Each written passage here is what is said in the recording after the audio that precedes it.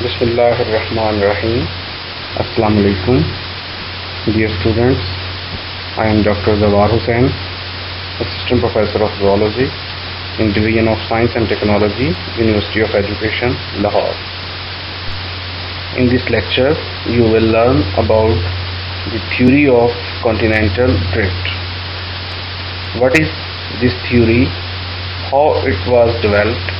What are different evidences which support this theory, and the reasons for the rejection of this theory, and the development of new kind of theory. These are the different outlines which we will discuss along this lecture. First of all, we will discuss what is continental drift. What does this term mean?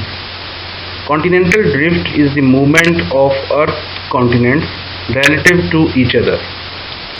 ये हमेशा से सोचा जाता था कि जो अर्थ के continents हैं वो हमेशा से एक ही पोजीशन में हैं और वो एक दूसरे के लिहाज से अपनी जगह तब्दील नहीं करते, ना एक दूसरे के करीब आते हैं ना एक दूसरे से अवे मूव करते हैं। ये एक लॉन्ग बिलीव थ्योरी थी। बस दी हाइपोथेसिस, कॉन्टिनेंटल ड्रिफ्ट का ये हाइपोथेसिस जो है ये first put forward by Abraham Ortelius in 1596। ये पहला साइंटिस्ट था जिसने पहली दफ़ा ये बात की कि कॉन्टिनेंट्स जो हैं वो एक दूसरे के लिहाज से मूव करते हैं, एक दूसरे से अवे मूव करते हैं। तो ये फर्स्ट टाइम 1596 में इसने ये थ्योरी पुट फॉरवर्ड की।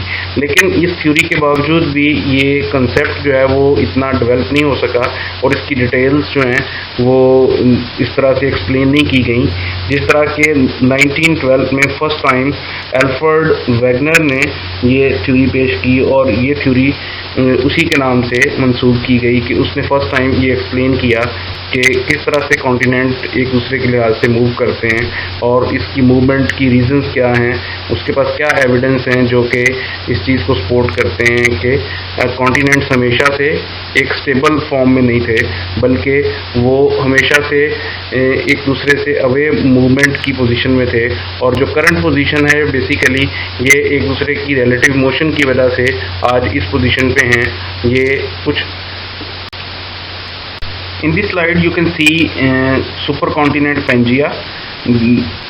A single continent is present, single landmass is there surrounded by the superocean Panthalassa. There is no distribution of Asia, Europe, South, North America, Australia and Antarctica. They all are joined together and they form a supercontinent Pangaea. And they are not different oceans, that is Indian Ocean, Pacific, now we call Atlantic Ocean. These all oceans are in the form of a superocean which is Panthalassa. This situation is in Permian period 225 million years ago. This is the situation which you can see in this slide. ये वो time था Wagner के मुताबिक जब ये continent drift होना शुरू हुए, एक दूसरे से सेपरेट होना शुरू हुए और एक दूसरे से अवे रिलेटिव मोशन जो है वो इनकी स्टार्ट हुई। तो ये जो परमियन पीरियड 225 मिलियन ईयर की सिचुएशन है, ये सिचुएशन जो है वो दोबारा फिर कभी अपीयर नहीं हुई क्योंकि वो एक दूसरे से एक दफ़ा अवे मूवमेंट शुरू हुई तो वो अवे ही जाते रहे। According to Wagner, at the end of Permian period and the start of Mesozoic era, the Triassic period, which is basically the earliest period of Mesozoic era from 251 million years to 199 million years ago, it is the period between Permian period and Jurassic period. This is the time when the continents start to drift. और जैसे ही ये period and के करीब पहुंचता है, Triassic period के and पे जो पेंजिया है वो अपनी जो कंबाइंड लैंडमास की सिचुएशन है उससे तब्दील हो जाता है। वो डिवाइड हो जाता है दो मेजर कॉन्टिनेंट्स में। पेंजिया जो है वो नॉर्दर्न पार्ट में और सदर्न पार्ट में डिवाइड हो जाता है। Pangaea become divided into 2 super continent के पहले एक कॉन्टिनेंट था पेंजिया, अब वो 2 हिस्सों में डिवाइड हो गया। एक उसका नॉर्दर्न पार्ट है जिसको लॉरेशिया कहते हैं और एक उसका सदर्न पार्ट है गोंडवाना जिसको कहते हैं, गोंडवाना या गोंडवाना लैंड भी इसको कहते हैं। तो लॉरेशिया के अंदर जो करंटली हम देखते हैं सिचुएशन उसमें एशिया और यूरोप, और गोंडवाना जो है वो उसमें अफ्रीका, ऑस्ट्रेलिया, अंटार्कटिका। तो ये बेसिकली इस पीरियड में ये जो लैंडमार्क हैं, ये जो लैंड मासेस हैं, ये एक दूसरे से सेपरेट होना स्टार्ट होते हैं। These super continent begin to break. अब ये नहीं है कि ये 2 हैं तो ये 2 ही रहेंगे, इसके बाद अगले स्टेज पे ये फर्दर ब्रेक डाउन हुए, एक दूसरे से ब्रेक अपार्ट हुए और फ्रेगमेंट्स में कन्वर्ट हो गए। These super continent begin to break apart into fragments which drifted away from one another to form present day continent. और इस तरह से वो आजकल के जो कॉन्टिनेंट्स हैं जिनको हम आजकल ऑब्जर्व करते हैं, जियोग्राफिकल पोजीशंस जो उनकी हैं, वो इस सिचुएशन में इस तरह से आए। तो ये काम जो है वो एंड ऑफ ट्राइएसिक पीरियड से स्टार्ट हुआ और उसके बाद ये कॉन्स्टेंटली जारी है। So this slide show the division of Pangaea into 2 supercontinents. The northern part is Laurasia and the southern part is Gondwana land. This is not only the division of continents but also the division of oceans. तो सिर्फ continents जो हैं वो एक दूसरे से divide होके separate नहीं हुए, बल्कि जो ओशन है, एक सुपर ओशन जो है वो उसके भी आगे नेक्स्ट जो है वो डिवीजन हुई है। एक सुपर ओशन जो जिसको हम पेंथलासा ओशन कहते थे, उसके भी स्मॉलर पार्ट्स जो हैं, जैसे कि इस फिगर के अंदर आप देख सकते हैं टिथाइस सी है। तो ओशन जो है वो भी स्मॉलर पार्ट्स यानी स्मॉलर सी के अंदर जो है वो डिवाइड हो रहा है, और उसकी एक जो है वो मिसाल आपने जो कि टिथाइस सी जो ट्राइएसिक पीरियड जो 200 मिलियन ईयर्स अगो की सिचुएशन है, उसके अंदर जो है वो ओशन और सी भी अपीयर हो रहे हैं और उनकी डिवीजन जो है वो दिखाई गई है। वैगनर के मुताबिक जैसे ही ये सेपरेशन हुई तो इनकी ड्रिफ्टिंग जो है वो उसी वक्त स्टार्ट हो गई थी। प्रोबेबली ये जो टाइम है सेपरेशन का और उससे कॉन्टीन्यूसली उसके बाद ये ड्रिफ्टिंग जो है वो जारी है। इवन जो है वो ये भी कंसेप्ट है कि आज भी ये सिचुएशन है कि आज भी कॉन्टिनेंट जो है वो ड्रिफ्ट कर रहे हैं। The drifting probably began soon after the separation and continues even today. इन तमाम पास्ट एराज से गुजरते हुए इन पास्ट सिचुएशंस को जब हम ईओसीन पीरियड पे पहुंचते हैं, ईओसीन पीरियड जो है वो 56 मिलियन ईयर्स अगो से 34 मिलियन ईयर्स तक जो है वो ये ईओसीन पीरियड है। इस पीरियड तक पहुंचते हुए तमाम ये जो ड्रिफ्टिंग मूवमेंट है, इसके नतीजे में अफ्रीका और अमेरिका ये दोनों एक दूसरे से सेपरेट हो गए थे, और दोनों के सेपरेट होने की वजह से उसके दरमियान में जो ओशन ने जगह ली वो अटलांटिक ओशन था। तो by the Eocene period the Atlantic ocean fully evolved separating south America and Africa. तो ईओसीन पीरियड तक पहुंचते पहुंचते साउथ अमेरिका और अफ्रीका सेपरेट हो चुके थे, लेकिन स्टिल कुछ कॉन्टिनेंट ऐसे थे जो अभी जॉइंट थे। 3 कॉन्टिनेंट उस वक्त तक जॉइंट थे, ऑस्ट्रेलिया, साउथ अमेरिका और अंटार्कटिका। ऑस्ट्रेलिया और साउथ अमेरिका बेसिकली अंटार्कटिका की वजह से आपस में जॉइंट थे। तो इनकी जो सेपरेशन है वो रिसेंट टाइम्स में हुई है। सबसे रिसेंट जिस कॉन्टिनेंट में अपनी पोजीशन ली है वो ऑस्ट्रेलिया है। तो ऑस्ट्रेलिया जो है वो उसने तब अपनी पोजीशन लेना शुरू की जब अंटार्कटिका साउथ अमेरिका और ऑस्ट्रेलिया को सेपरेट करके अपनी पोजीशन ले चुका था। तो सबसे रिसेंट जो पोजीशन है वो इस टाइम ऑस्ट्रेलिया की है। Australia and south America was still joint, Eocene period तक जो है ये जॉइंट थे और ये उसके बाद सेपरेट हुए हैं together through Atlantic Antarctica and not until comparatively recent times did Australia occupy its present position। तो बिल्कुल जो recent times में जिस कॉन्टिनेंट ने अपनी करंट पोजीशन जो है वो अटेन की है वो ऑस्ट्रेलिया है। Now we will see some evidences in support of this theory. There are different evidences which are listed here. First is fit of continents. Next is fossil evidence, identical geological structures, variations of climates in past. These are the evidences which support the theory of continental drift, and we will explain these evidences one by one in the upcoming slides. The first evidence in support of theory of continental drift is fit of continent.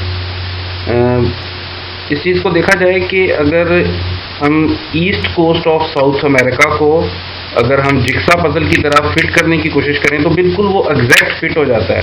तो ये observation जो है ये बड़ी इस मामले में remarkable है कि अगर east side of South America और वेस्ट साइड ऑफ अफ्रीका आपस में ज्वाइंट करें तो वो एक बिल्कुल जिक्सा पजल की तरह एक दूसरे के साथ जो है वो फिट बैठ जाते हैं। तो ये चीज़ सपोर्ट करती है कि कभी ये दोनों जो है वो ज्वाइंट थे और ये यहाँ से एक दूसरे से सेपरेट हुए हैं, और लेकिन जो उनकी इस टाइम पोजीशंस हैं, जियोग्राफिकल पोजीशंस हैं, वो उसके बावजूद भी अगर उनको मैप के ऊपर उनकी पोजीशन को आपस में कंबाइन किया जाए तो वो बिल्कुल फिट हो सकते हैं। इस स्लाइड के अंदर जो करंट मैप्स हैं अफ्रीका के और साउथ अमेरिका के, उनको आपस में इस तरह से कंबाइन किया गया है कि जो वेस्ट साइड है अफ्रीका की उसको east side of South America के साथ कंबाइन करने की, फिट करने की कोशिश की गई है। तो ये आप देख सकते हैं कि ये जो दोनों कॉन्टिनेंट्स हैं ये एग्जैक्टली एक दूसरे के साथ फिट होने की पोजीशन में है। तो ये चीज़ जो है वो सपोर्ट करती है कि ये दोनों कॉन्टिनेंट जो हैं वो किसी टाइम में एक इकट्ठा एक सुपर कॉन्टिनेंट था और फिर ये से एक दूसरे से सेपरेट हुए और एक दूसरे से अवे ड्रिफ्टिंग हुई इनकी, उस वजह से आज की ये करंट पोजीशन इन्होंने ली है। लेकिन पास्ट में कभी ना कभी ये एक सुपर कॉन्टिनेंट का पार्ट रहे हैं। नेक्स्ट स्टेज पे अगर हम अंटार्कटिका, ऑस्ट्रेलिया और इंडिया की जो आउटलाइंस हैं उनको एक ग्रुप में एक क्लस्टर की फॉर्म में जो है वो इकट्ठा करें, अगर उनको एक क्लस्टर की फॉर्म में करके और फिर उसको ऑस्ट्रेलिया की आउटलाइंस के साथ फिट करने की कोशिश की जाए तो ये एग्जैक्टली एक दूसरे के साथ इस तरह से फिट हो जाएंगे जिस तरह के अगर हम पर्मियन पीरियड पे जो सुपर कॉन्टिनेंट पेंजिया था ये उसकी शेप जो है वो अख्तियार कर लेगा। पहले स्टेप में हम तीनों जो कॉन्टिनेंट हैं अंटार्कटिका, ऑस्ट्रेलिया और इंडिया, इनको आपस में क्लस्टर करना है और फिर उसके बाद जो इनका कंबाइंड क्लस्टर है उसको फिट करना है आउटलाइंस ऑफ अफ्रीका के साथ। इस तरह से पास्ट के सुपर कॉन्टिनेंट की शेप जो है वो अपीयर हो जाएगी आपके सामने। इस स्लाइड में आप देख सकते हैं कि जब हमने डिफरेंट कॉन्टिनेंट की आउटलाइन को आपस में कंबाइन करके क्लस्टर की फॉर्म में दूसरे कॉन्टिनेंट की आउटलाइन के साथ फिट करने की कोशिश की तो अल्टीमेटली हमारे पास जो शेप अपीयर हुई वो बिल्कुल एग्जैक्टली उसी तरह की शेप थी जो कि हम हाइपोथाइज करते हैं कि पर्मियन पीरियड पे 225 million years ago super continent की शेप थी पेंजिया, जो कि एक सिंगल कॉन्टिनेंट था जिसके अंदर आज के तमाम कॉन्टिनेंट जो हैं वो जॉइंट फॉर्म में मौजूद थे। The next evidence in support of Wagner theory is fossil evidence. तो हम ये देखते हैं कि आज जो कॉन्टिनेंट हैं वो तो एक दूसरे से फार अपार्ट हैं, बहुत एक दूसरे से दूर हैं, लेकिन उनका जो फॉसिल रिकॉर्ड है वो क्वाइट सिमिलर है। तो फॉसिल रिकॉर्ड के हवाले से वैगनर ने एक चीज़ उसमें जो अपनी एविडेंस के तौर पे पेश की वो फॉसिल फॉर्म थे। फॉसिल फॉर्म जो ग्लॉसोप्टेरिस जो हैं ये पेलेज़ोइक एरा के दौरान जो है ये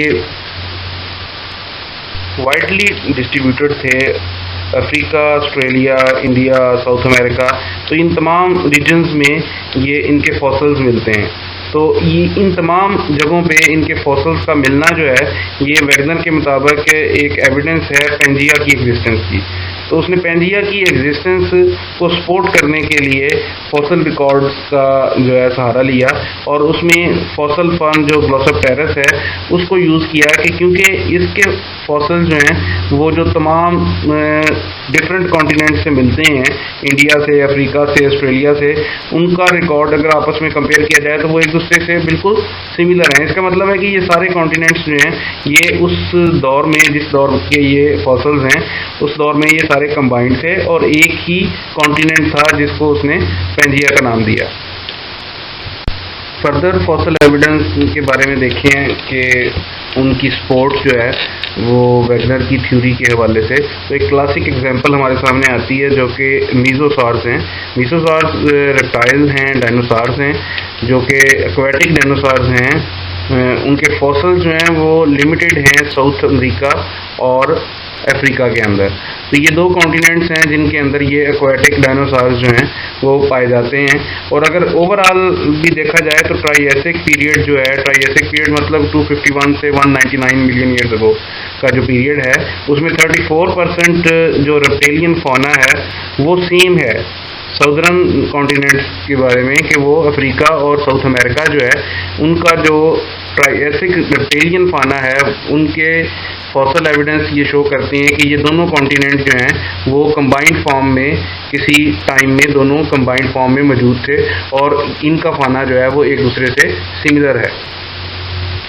इस स्लाइड के अंदर ट्राइएसिक पीरियड का फाना और फ्लोरा दिखाया गया है कि उनके फॉसल रिमेन्स जो हैं ये बताते हैं कि जो सदर्न कॉन्टिनेंट्स हैं उनके अंदर ये फॉसल रिमेन्स जो हैं वो सिमिलर हैं। जैसा कि आपको राइट बॉटम में नज़र आ रहा है कि ग्लोसोप्टेरस फर्न्स जो हैं ये तमाम सदर्न कॉन्टिनेंट्स में पाए जाते हैं। तो तमाम सदर्न कॉन्टिनेंट्स में इनके फॉसल मिलने की वजह एक ही हो सकती है कि ये जो कॉन्टिनेंट्स थे ये किसी एक वक्त में जॉइंट थे और उसके बाद ये एक दूसरे से सेपरेट हुए हैं। इसी तरह से जो फाना है ट्राइएसिक पीरियड का वो भी सिमिलर है, क्योंकि फॉसल रिमेन्स ये बताते हैं कि उस दौर के जितने भी रेप्टाइल्स हैं, चाहे वो एक्वाटिक रेप्टाइल्स हैं, मीजोसॉर्स हैं या फिर लैंड रेप्टाइल्स हैं, साइटोडेंथेसिस है या लिस्ट्रोसॉर्स हैं, ये लैंड रेप्टाइल्स हों या एक्वाटिक रेप्टाइल्स हों, ये दोनों किस्म के जो रेप्टाइल्स हैं उस दौर के जो डायनासोर्स हैं वो उनके जो फॉसल्स हैं वो सदर्न जो कॉन्टिनेंट्स हैं उनके अंदर जो है वो ये पाए जाते हैं। उनके अंदर ये सिमिलर फाना रिपोर्ट हुआ है according to fossil record.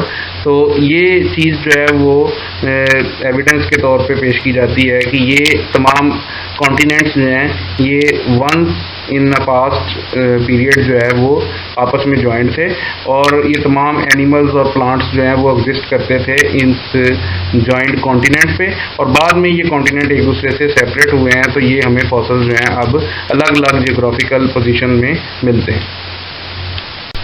The next evidence in support of Wagner's theory of continental drift is identical geological structures.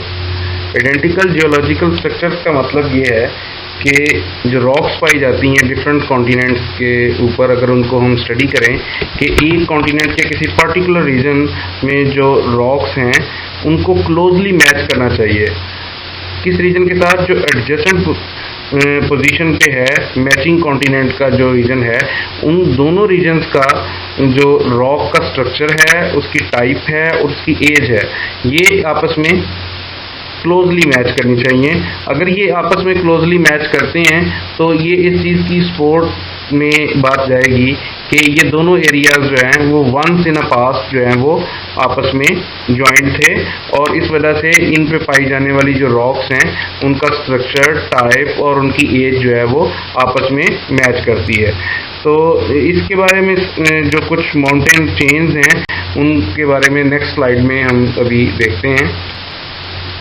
इस स्लाइड के अंदर एक मैचिंग माउंटेन चेन्स की एक एग्जांपल दिखाई गई है जिसमें आप देख सकते हैं कि 3 माउंटेन रेंजेस जो हैं वो बताई गई हैं। एक माउंटेन रेंज एपलेचियन माउंटेन्स हैं जो कि eastern side of north America में पाई जाती हैं और इसी तरह की जो माउंटेन रेंजेस हैं वो ब्रिटिश आइल्स और नॉर्दर्न आइलैंड में भी पाई जाती हैं, और फिर Scandinavian countries, northern part of Scandinavian countries जो हैं वहाँ पे कैलेडोनियन माउंटेन्स हैं। इन तीनों माउंटेन रेंजेस की आपस में सिमिलैरिटी भी है, और जब हम इनको आपस में ज्वाइन करने की कोशिश करते हैं तो फिर हमें पता चलता है कि ये पार्ट्स जो हैं वो प्रोबेबली इन पास्ट जो है वो कंबाइन थे, और ये माउंटेन रेंजेस जो हैं वो इकट्ठी इवॉल्व हुई हैं। और ये तमाम जो रॉक्स हैं इनकी एज, स्ट्रक्चर और टाइप जो है उनके अंदर सिमिलैरिटी इसकी वजह से है कि ये तमाम एक्चुअली एक ही माउंटेन रेंज के पार्ट हैं जो कि कॉन्टिनेंटल ड्रिफ्ट की वजह से एक दूसरे से सेपरेट हो गए हैं। और अब ये स्कैंडिनेवियन कंट्रीज़ के नॉर्दर्न पार्ट पे इसको कैलेडोनियन माउंटेन कहा जाता है, और ब्रिटिश आइल्स और नॉर्दर्न आइलैंड में भी ये पाई जाती हैं, और ईस्टर्न नॉर्थ अमेरिका के अंदर एपलेचियन माउंटेन की शक्ल में हमें आज के दौर में ये मिलती हैं। आइडेंटिकल जियोलॉजिकल स्ट्रक्चर्स के हवाले से जो सबसे कन्विंसिंग एविडेंस मिलती है वो हमें मिलती है कार्बोनिफेरस पीरियड की जो एग्जांपल है कि कार्बोनिफेरस पीरियड जो कि एक्चुअली डिवोनियन पीरियड और परमियन पीरियड के दरमियान का जो है वो एरा है।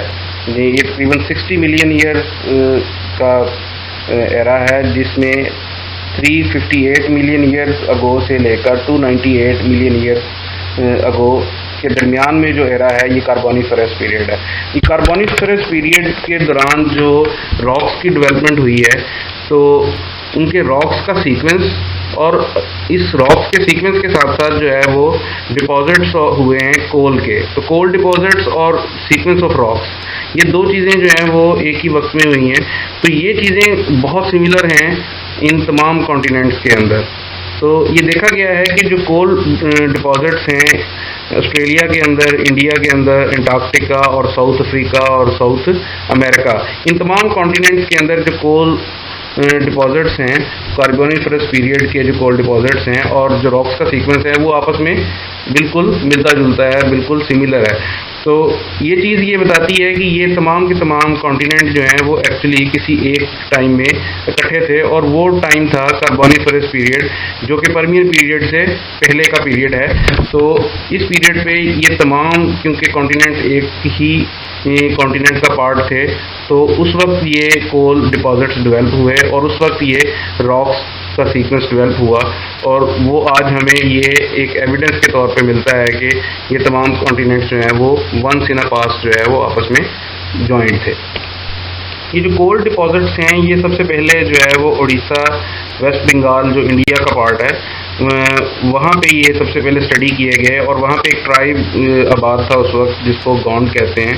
तो इसी गोंड के नाम से इसका नाम गोंडवाना रखा गया। तो ये तमाम जो कॉन्टिनेंट हैं ये एक मेन लैंड गोंडवाना लैंड का जो है वो पार्ट है। तो जो गोंडवाना का गोंड वर्ड है ये उस ट्राइब के नाम पे रखा गया है जो कि उस पीरियड के साथ जो है वो एसोसिएट किया जाता है, क्योंकि सबसे पहले जो है यहाँ पे डिपॉजिट्स जो हैं वो कोल के डिपॉजिट्स जो है इस हवाले से स्टडी किए गए कि ये तमाम कोल डिपॉजिट्स जो हैं वो आपस में सिमिलर इन स्ट्रक्चर हैं। इस स्लाइड के अंदर सीक्वेंस ऑफ रॉक्स और कोल डिपॉजिट्स दिखाए गए हैं as an support of Wegener's theory of continental drift के ये जो सीक्वेंस ऑफ रॉक्स हैं ये तमाम कॉन्टिनेंट्स जो हैं वो उनके अंदर सिमिलर हैं, जो इस बात की एविडेंस हैं कि ये कॉन्टिनेंट्स जो हैं ये आपस में जॉइंट थे और ये बाद में एक दूसरे से सेपरेट होकर एक दूसरे से अवे मूवमेंट की वजह से आज की करंट पोजीशन में आए हैं।